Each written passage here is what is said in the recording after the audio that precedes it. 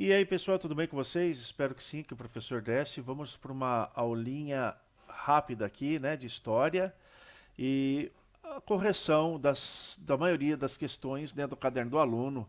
Ficou um pouquinho para a próxima semana, mas a gente faz e vai tirando as dúvidas aí de vocês, tá? Eu vi que muita gente ficou com dúvida, então esse vídeo aqui nós vamos esclarecer, tirar todas as suas dúvidas, né?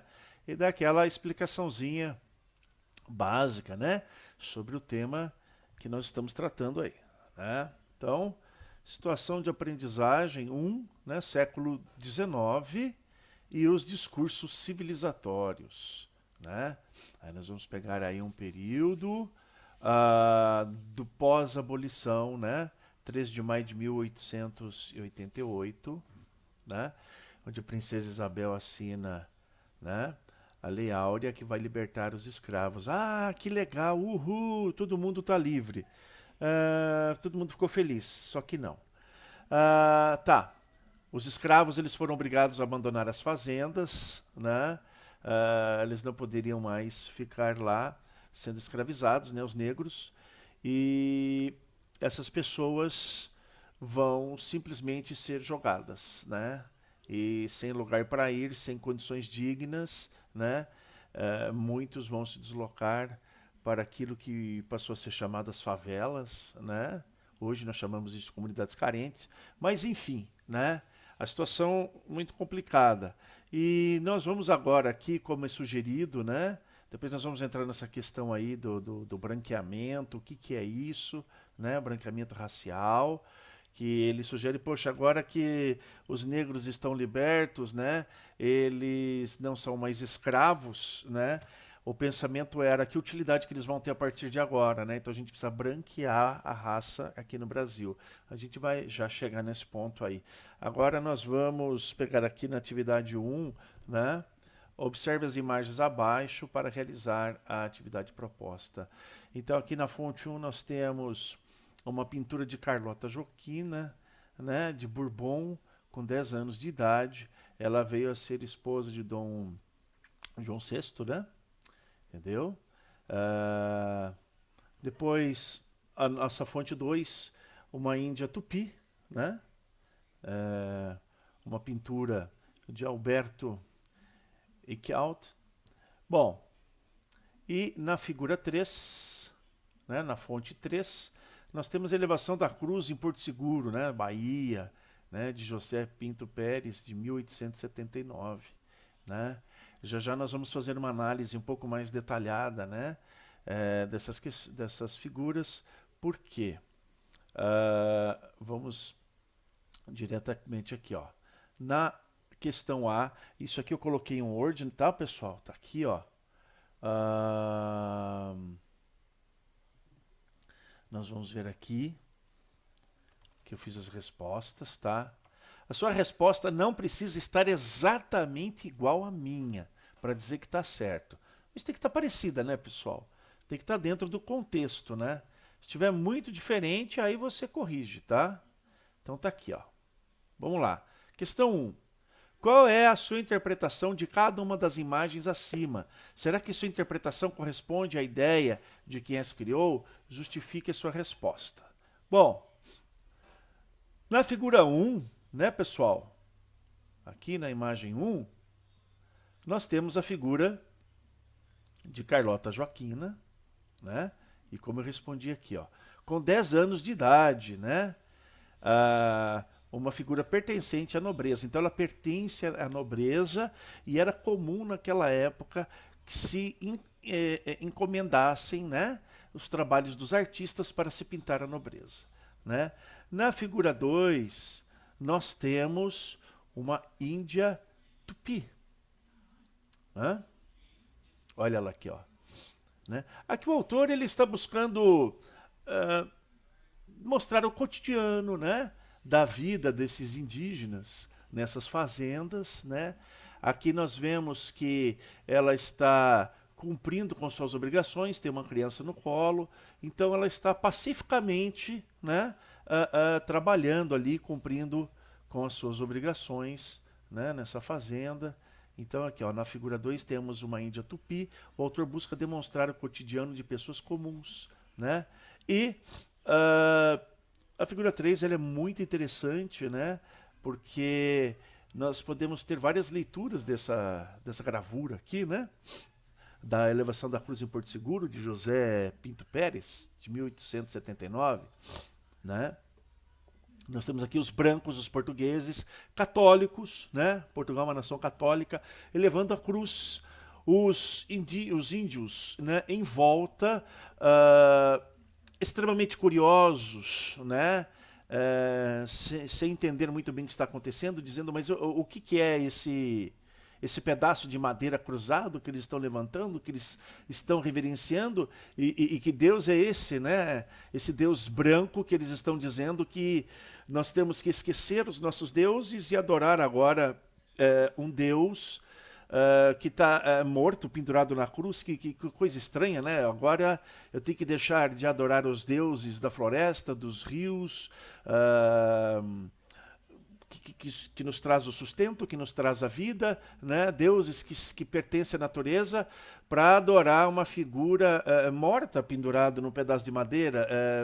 Eu pensaria dessa forma se eu fosse um índio e estivesse ali naquele momento. Que negócio é esse, né? Então, apesar desses povos indígenas terem sido, de uma certa forma, insubmissos, né, não terem aceitado o domínio português, mas eles estão ali se expondo, né, lá, se expõe à fragilidade dos nativos e os conduz a um choque cultural, né, gente? Tá? Um choque cultural. Por que choque cultural? Aquilo que eu disse, houve a imposição do Deus europeu, né, do cristianismo, às nações indígenas que aqui viviam. Tranquilo até agora, né, pessoal? Vamos para B, senão a gente se alonga demais. As imagens possuem o poder de determinar ou de influenciar escolhas e comportamentos, visto que um dos principais objetivos de toda e qualquer imagem é o de informar ou formar opiniões. Em sua opinião, quais aspectos os autores queriam demonstrar nessas imagens? Pessoal, na primeira imagem, como a gente já viu, da Carlota Joaquina, né? O autor ou o pintor, ele é contratado, pago, né? A família real, né? Os nobres, eles tinham esse costume de pagar, né, pintores, muitas vezes renomados, para fazer, né, o retrato das pessoas que pertenciam à nobreza. No caso específico aqui, né, da Carlota Joaquina de Bourbon, que vai ser esposa de Dom João VI. Né?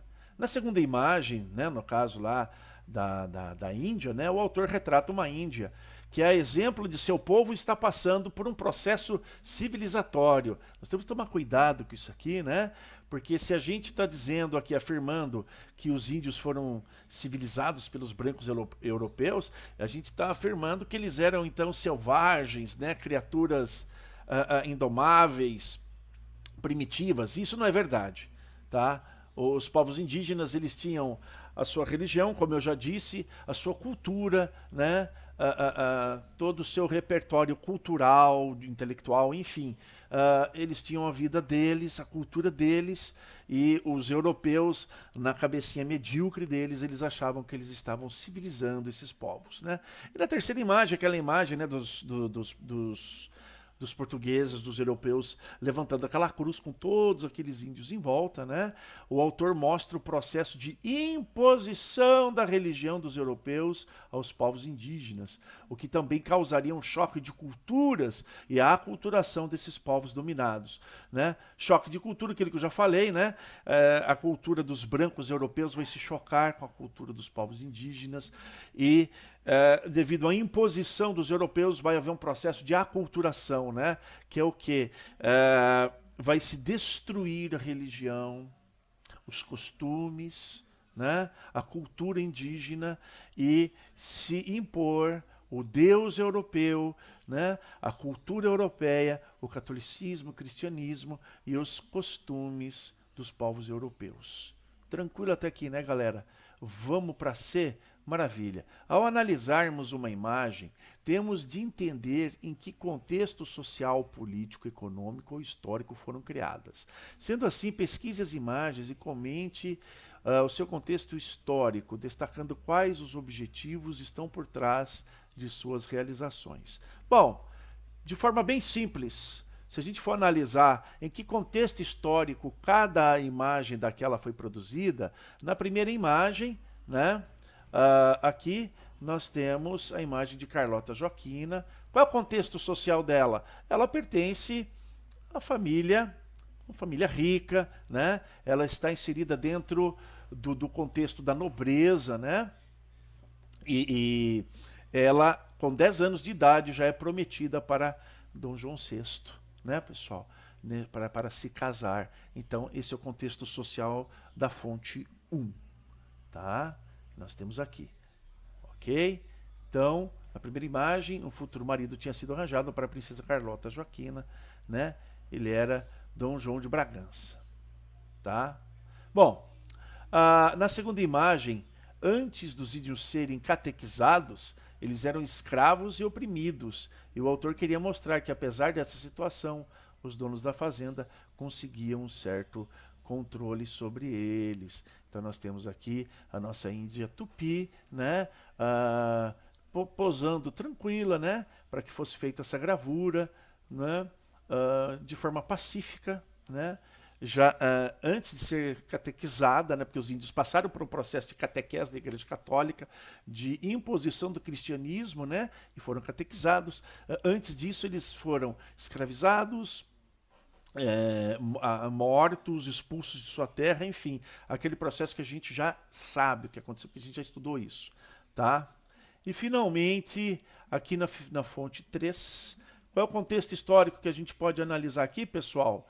Né? Na terceira imagem, com a chegada dos portugueses, os índios ficaram arredios, agitados, porém ainda assim ficaram curiosos. Aquilo que eu falei lá no começo, né? Apesar do domínio, né, do processo de aculturação, de imposição da religião dos brancos europeus, né, os portugueses, o catolicismo, o cristianismo e do processo de escravidão, os índios eles demonstram aqui nessa figura uma grande curiosidade, e o contexto social desse momento é o contexto do domínio e da aculturação, que a gente já viu. Tranquilo até aqui, pessoal? Vamos para a próxima, então, tá? Vamos para a atividade 2. Vamos lá, então. Atividade 2. Tá? Na atividade 2, tá? Nós temos um texto aqui que fala sobre a redenção de Cã, né? De Modesto Broco, que foi analisado por Tatiana Lutierzo em sua pesquisa de mestrado, né? De forma bem rápida, nós vamos falar aqui. A redenção de Cã fala do mito bíblico da maldição lançada por Noé, sabe? Noé na arca, né? A inundação, aquela coisa toda, né? Então ele fala da maldição lançada por Noé, onde seus filhos, que se chamava Cã, condenando toda a descendência deste último à escravidão. Está lá Gênesis capítulo 9, versículo 18 a 27, né? E olha só a sacanagem, né? Ele foi utilizado como justificativa para a escravização dos africanos pelos europeus, empreendido pelo Império Português a partir do século XV, né? Porque eles disseram, olha, o povo africano é descendente de Cã, então é um povo amaldiçoado, é um povo que foi condenado à escravidão. Então, tranquilão, né? A escravizar esse povo, né? Porém, com a abolição da escravidão em 1888 e a proclamação da República em 1889, né? A questão, lembra que eu falei?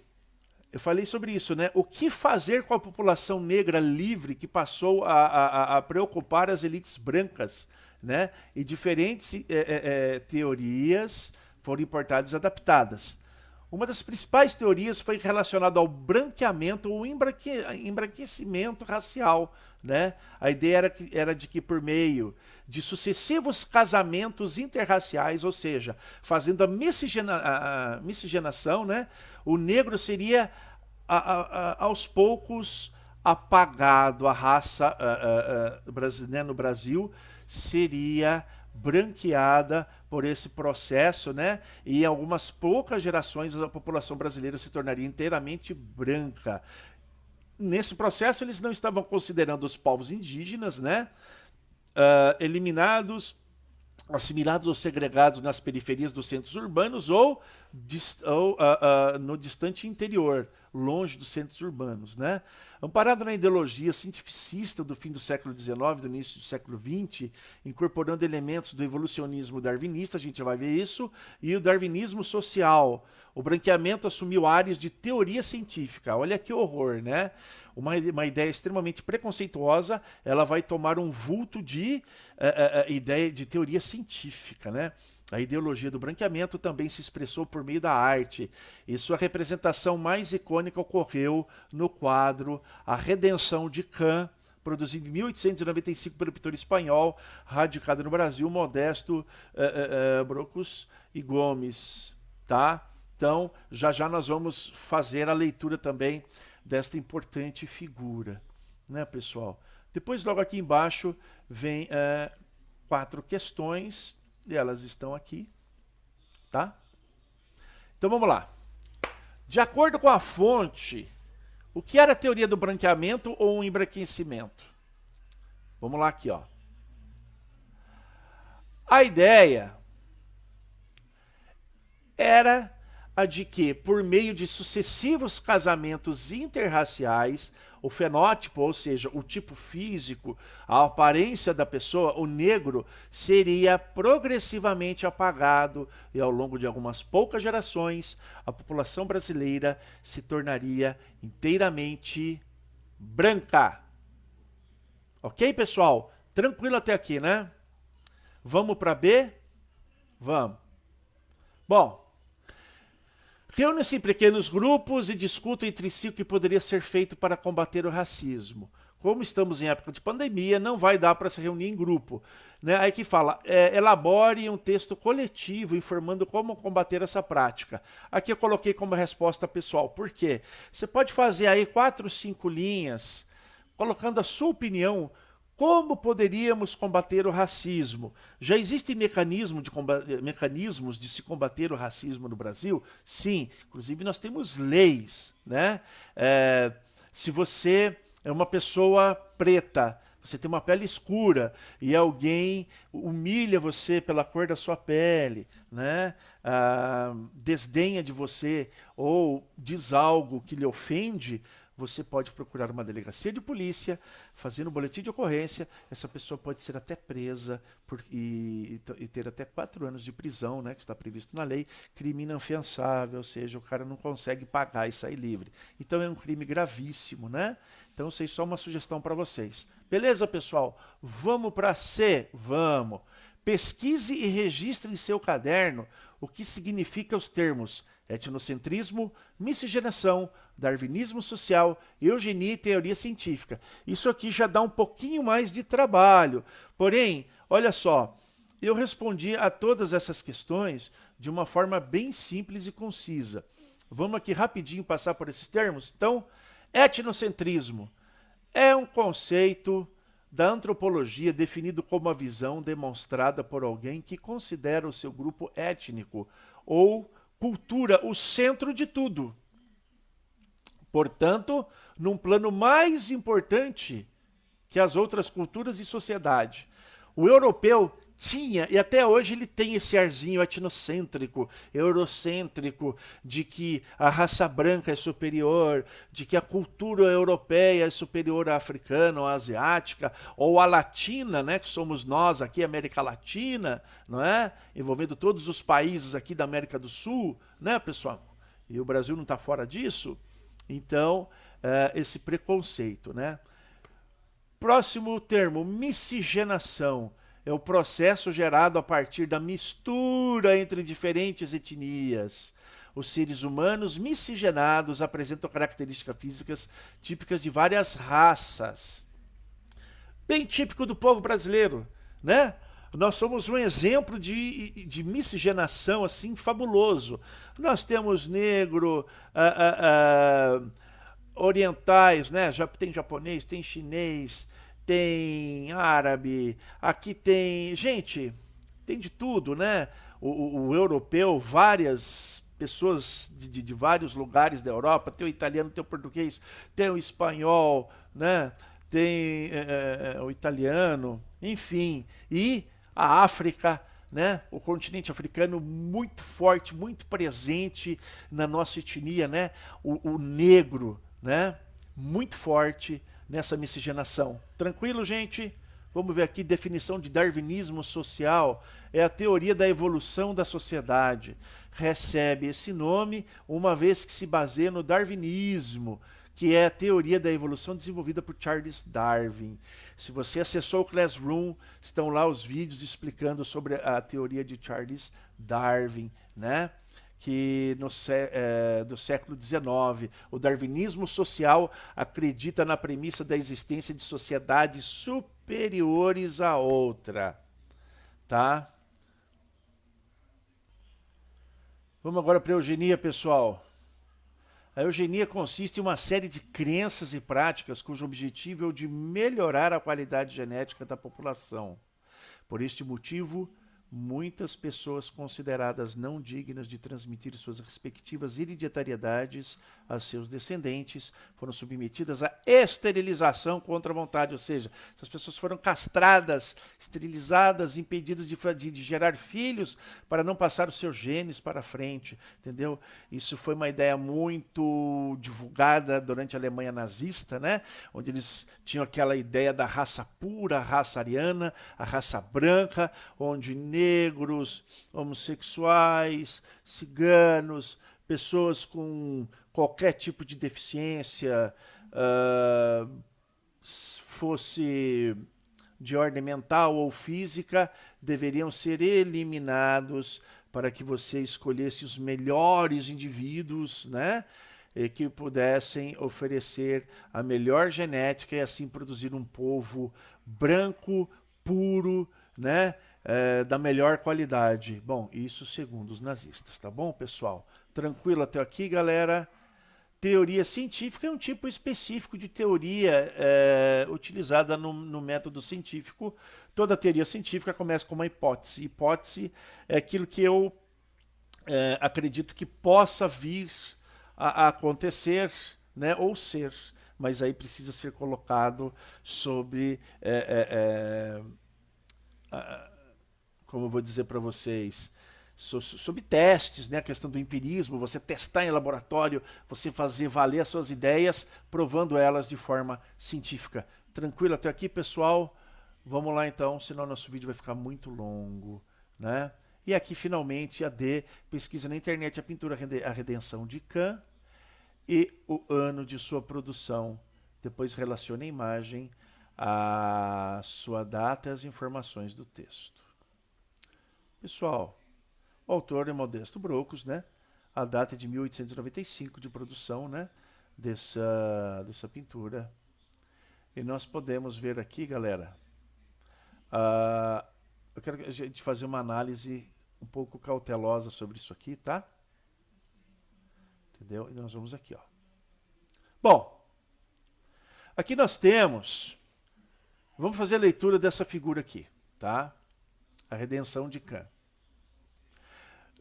Essa pintura, ela vai atender essa ideia do branqueamento. Lembra que a gente falou sobre o branqueamento da raça, né, do povo brasileiro? Então, essa gravura aqui, a gente vai entender esse processo. Bom, nós temos aqui a avó, a figura da avó, que é uma mulher preta, tá? Uma mulher preta. Detalhe, ela está descalça, né? Nós podemos ver aqui, ela está de pés no chão, tudo bem? Depois a gente volta nela. Nós temos a figura da mãe, uma mulher morena, né? De pele um pouco bem mais clara do que a avó, né? Então a mãe com a criança no colo, nós podemos perceber aqui uma criança branca, tá? E um pai branco, não é? Então, qual era a ideia? Se você pegar uma descendência de uma pessoa preta, né? A filha já sofreu, ela já deu uma clareadinha na pele devido à miscigenação. Aí você pega um homem branco aqui, né? Você vai obter, né, de todo esse processo de miscigenação, você vai obter uma criança branca. Essa era a ideia na época, de aos poucos você ir branqueando, né, a população brasileira por esse processo de miscigenação, né? E vamos continuar com a leitura dessa figura, pessoal, que eu acho muito interessante. Nós vamos perceber o seguinte aqui, ó. Vocês percebem que esse homem, primeiro, esse homem branco, ele está calçado, tá? Ele está usando tipo um sapato, né? Uma coisa assim. Nesse caso aí, pessoal, naquela época, só pessoas mais abastadas, que tivessem uma condição melhor, conseguiriam calçados. Tá? Outra coisa, vocês perceberam que onde o homem branco está pisando, olha só, tem as pedras aqui fazendo um calçamento, então ele está num lugar assim, digamos, mais privilegiado nessa pintura, ok? Aí aqui nós vamos para a nossa vozinha preta, né? De pé descalço, indicando pobreza. E detalhe, onde ela está pisando não tem calçamento, é chão de terra. Vocês estão vendo, cada personagem aqui ele está colocado, inserido dentro de um contexto, não é? E a mãe, evidentemente, com os pés nas pedras, né? Ainda já no piso, com um tom de pele bem mais claro do que a avó, né? E com uma criança branca em seu colo, né? Demonstrando aqui que o processo de miscigenação vai branquear, né, o povo brasileiro. Essa era a ideia da época. Percebe, pessoal, numa simples gravura, nós vamos entendendo todo o contexto social e ideológico dessa época. Bom, galera, espero que vocês tenham gostado dessa aula, que vocês tenham esclarecido todas as suas dúvidas. Eu sei que tem mais algumas questões que ficaram, tá? Um restinho aí de questões, mas isso nós vamos tratar na próxima semana para a gente encerrar e já iniciar a nossa próxima fase de estudos. Tudo bem, galera? Dúvidas, me procurem, tá? E eu vou disponibilizar esse documento aqui no grupo de vocês, para que vocês possam efetuar suas devidas correções. Um grande abraço a vocês, até a próxima e fui!